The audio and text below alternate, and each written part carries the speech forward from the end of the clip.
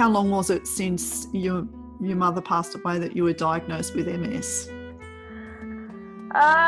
So I was diagnosed with MS on the 23rd of November last year. So 5 years. 5 years. Just under 5 years. Apparently I was told I had MS at least 5 years prior to being officially diagnosed, which puts it at a year before she died. The way that I've done it.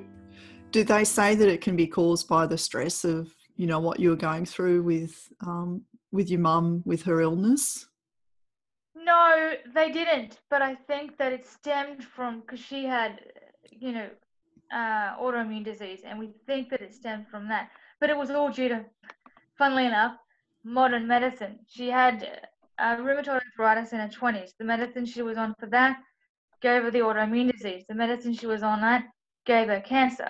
Oh. So it was a screwy situation, but it was all stuff that she needed to keep her alive, I guess. Yeah.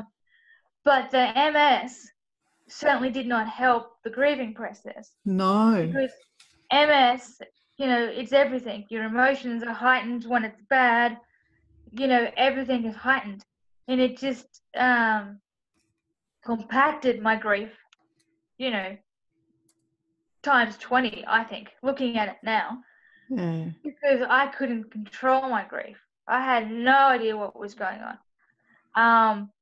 And looking at it now, because I'm now writing about my first year with MS, it all makes sense. And so I still think I would have been sad. I just don't think may not have been as bad, or may not have hit rock bottom if it hadn't have been for the MS. Yeah. Because everything is heightened. Okay. All the senses are heightened. All the senses are heightened. Because my senses were heightened 3 days prior to being diagnosed with MS. I just launched Reflections of Sandra, shaved my head for the Cancer Council. I did all that stuff. 3 days later, I was diagnosed with MS. During those 3 days. What were your symptoms? Like, what were you experiencing at the time when you were diagnosed with MS? So those 3 days, or particularly the Monday and the Tuesday, when I was at work, I was very on edge, very emotional. I just thought it was because we were nearing into the anniversary of, you know, when everything went to the crap. My mum was diagnosed and what have you. Just very unsettled.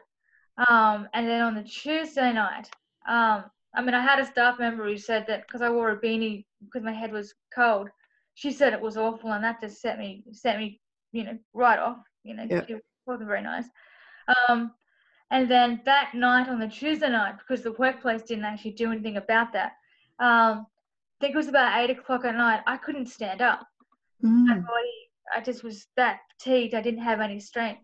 So I went to bed, woke up the next morning with what I just thought was a hemiplegic migraine. So a migraine with stroke-like symptoms, right? So paralysis down the face and speech and what have you.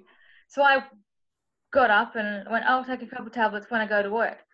I went to work, 2 buses and a 15-minute walk later, and I couldn't stand up at work, and it was 7:30 in the morning. Not many people around, so I walked around to where I knew someone would be, and they called the ambulance. But I was pretty much, by the time I got to the hospital, I could, well, a bit slurring the speech, but I could barely move my left side. So it was interesting though. Judgment even came in going into the emergency room because some nurses were like, "Oh, it's just a migraine headache." You know, Judgment. It's interesting the process of without even assessing me, people are already making a slap judgment. So I was admitted under stroke observation. They did an MRI, and then on the Thursday night, the doctor, the neurologist, came in. She thought I already knew because her registrar had seen me, you know, in those 24 hours. And even he initially it was so funny. You know how they do the strength test, squeeze my fingers, he was, you know, come on, really try. I'm like, I am, you know, bloody trying, you know, I couldn't do it. Anyway, he was different on the Thursday morning when he came in before I officially knew. He came in with his entourage of people. He was different. So I knew that something was up. I just didn't know. Anyway, she came in and she went, so do you know? And I went, no, what? And she said, so didn't he tell you? I went, tell me what? And she said, you've got MS. And it was interesting. I just kind of went, okay. And it was like a magic missing piece of the puzzle was found for me. Yeah. Those previous 5 years of being in and out of hospital with what everyone thought was hemiplegic migraines was MS. I had all those exact symptoms, but no one thought to do an MRI to see that I had, these lesions on the brain and the start of my spine. Yeah. So, I didn't react and because of all the grief of my mother and how I got through all that, I didn't react in a negative way. I reacted in you know what, I can move forward now because I know what's going on. And I started writing straight away about the experience. So, it's interesting. And this journey is very interesting, very kind of mirrors to some extent the grief, just in the way that society treats people with MS and how MS is perceived and stuff. It's an interesting journey. Yeah, very interesting. And I'm sure that your books are going to be so helpful to so many people. Well, that's the plan. I just need to, get them out there. But the MS book, I've shared a little bit, on Facebook with different chapters. Again, it's a no hold barred, story about my feelings and how I felt and even, a side of what society, perception is of it. And there's a side of grief in there too, because there is a portion of grief that creeped in, when I was, officially diagnosed with MS, because it's a piece of myself that, or I initially perceived as being gone. That identity of who I was before the MS is now gone, and now I've got a new identity. But it's how to do that in a positive way, not a negative way.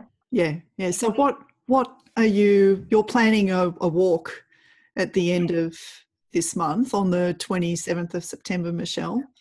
Yeah, so on the 27th of September, I'm getting together with a fellow author, friend of mine, Melissa North, and her partner.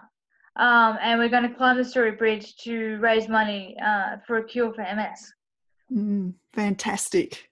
To prove, that, but A, I'm unstoppable, and B, the MS is something that's worth fighting for. Yeah. Is it government funded? Like, is there, like, what's the process with MS at the moment? Has there been a cut in things? Yeah, it's a non-for-profit, so it relies on people like us to donate, I guess. And there has been a recent cut in months, in the recent last month or so, where there used to be an information line where you could ring up and talk to nurses. Right. Well, that's now cut. So that value, that valuable resource of ringing up, if I was having a bad day, hey, I've got this going on, what do you think I should do? Or, hey, I've got chicken pox, how does that affect the MS? To, hey, I've got an issue with because I have my medication is injections. I inject myself 3 times a week. Right. And it's an auto injector. So even as simple as, hey, I need a new auto injector, I don't have that anymore. I have to ring a 1-800 number that I think is based in America. Oh, no. To get all that sort of stuff. Yeah. It sucks. I posted about it recently, and it caused a little bit of controversy, but I think it's only done that because it's true. And that is because it's not cancer, no one cares. Because it's not a disease that is in your face 24/7 like cancer is, because there's so many facets to, this bowel, prostate, liver, whatever. Yeah. And you can see that on a person. Yeah. Whether it's someone who's shaved their head and they're wearing a scarf or what have you, you can see that. Yeah. You look at me, you can't see that. Yeah. I mean, you may be able to see a little bit today because I'm tired, but, you know, that's about it. You can't see the nerve pain that's going on in my legs. You know, you can't see, you know, the debilitating headaches. You know, you may be able to tell, you know, when it's, you know, acting up, I guess, you know, if my speech is slurred, but that's about it. Like, you know, Yeah. it's very much the invisible disease Yeah. that I'm trying to make visible to the world and go, hey, you know, this is a condition that is more debilitating in some respects than I think, you know, a lot of conditions out there, including cancer, to be perfectly honest, that needs, you know, attention, that needs funding. And of course, how many people are there out there that actually have MS? There's at least 23,000 a year that get diagnosed with it. So, you know, there's a lot. Yeah. And they'd be in the same position as yourself. Yeah. Yeah. Yeah, it's something that is really worthwhile. And would you like people to follow you with your walk, or people to join up and do the walk with you? Absolutely. I've set up a fundraising page through the MS, so the funds go directly, you know, as soon as you donate, those funds go where they need to be, which is, you know, fantastic. Yeah. And then, you know, it's being, as I said, it's being done on the 26th of September at twilight, so I think we're doing it at 4:05. Right. So I really like people to join the walk, you know, that, you know, believe in, you know, what I'm doing and want to show their support to me and, you know, Melissa North, because we are trying to do something, you know, to, you know, change the world and change the way that, bring unrecognized conditions, chronic conditions, because MS is just one of them, you know, to the forefront and make people aware of it, so, you know, people can, you know, get the treatment needed. Yeah. You know, because the other thing is that the treatments that can help, the big ones like stem cell research, they're not done here in Australia for MS. Again, they're done for cancer and leukemia and what have you. Yeah. If you want to get treated for MS, you got to go to Germany, where it costs, you know, a minimum of 180 grand for your accommodation and what have you. You know, or if you want to do it cheaply and, you know, risk the possibility of death, go to Thailand or something. Yeah. You know, they have the equipment here, but they won't do it for people with MS. Okay. Well, we need to definitely raise awareness around that fact, and what you're doing with your walk, and that is something that's really, you know, I take my hat off to you, Michelle, for what you're trying to achieve and getting that awareness out there in the public. Thank you. I think I'm just stubborn about it because I'm sick of, you know, people being treated and like myself, you know, like we're stupid. You know, we're not less, you know, any less intelligent. You know, I write books, for God's sake. I'm not an idiot. You know, just because I have this condition, you know, doesn't mean that I'm any less worthy of, you know, dignity and respect. Yes, that's right. That's right. And it's the same for people going through grief. Yeah. Yeah, exactly the same. Is there any takeaway that you'd like to give our viewers with what you've learnt with your grief journey? Not to be ashamed of it, not to be ashamed of reaching out and asking for help. Yeah, that's a good one. Not to, you know, do what I do, write about it. You know, even if it's just for you, write about it. Because the benefit for me anyway, writing about it has been, you know, absolutely amazing. And, you know, I've been lucky enough to pay it forward, and the people that, you know, are starting to get it out there and are starting to read it, you know, are, you know, feeling a new lease on life and a gratitude for life that they didn't have before. So, you know, think about that, I guess, and think about how your experience, you know, could benefit someone else. That's right. Feel less alone. You know, share your journey. Yeah. Don't keep yourself. Yeah, I think sharing it with other people actually helps yourself with recovery.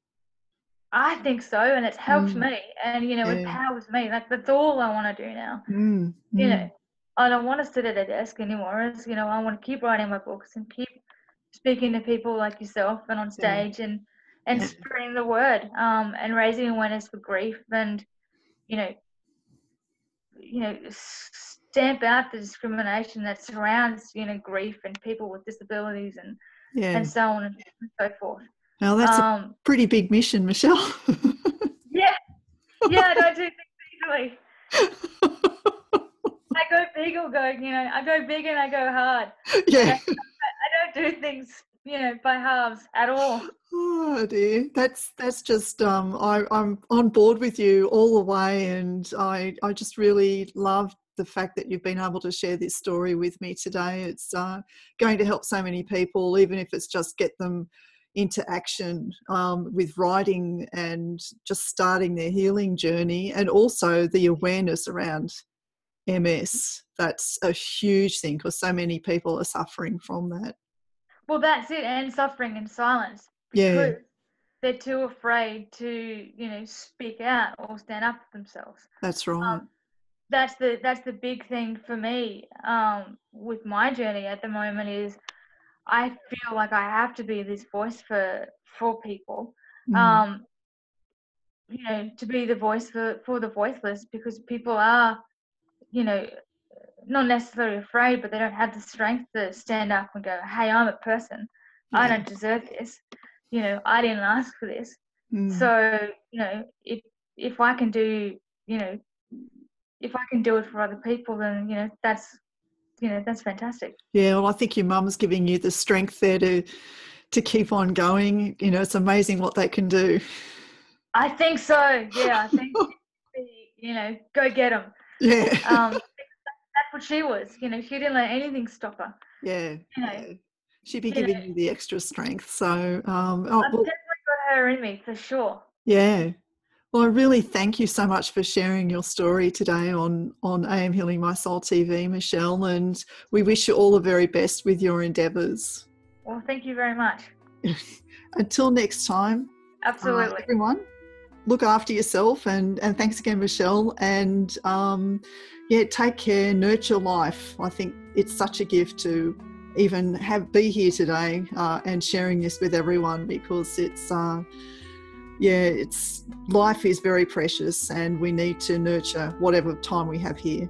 So until next time. Thank you very much. Bye.